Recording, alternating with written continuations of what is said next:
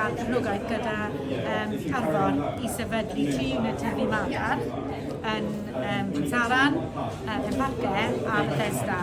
A ni nawr yn lawnsio'r ail uned, so ni wedi cael lawsiad yn Sirga, a ni'n cael lawsiad nawr yn Ceredigion i lawnsio uned Tŷ Cynan Pendinas, a ni'n dechrau tyfu madarch fan hyn, ni'n sychu madarch a gwerthu madarch fan hyn hefyd. Mandy Dewey, we've been part of linking up the mushroom growing unit with research and development at the university, looking to explore the different health attributes of mushrooms and how we can incorporate the mushroom growing units within current research projects.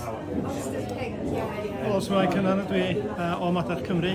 Y system ni sydd wedi cael ei sefydlu yn Tŷ Cynan Pendinas ac yn Bethesda. Da ni ddim wedi lansio Bethesda eto, byddwn ni'n cael diwrnod tebyg i hwn eto fanno, wneud o. A'r heriau mwyaf, dwi'n meddwl, dwi wedi bod yn iwsio'r system ac yn hyfforddi bobl dros y blynyddoedd.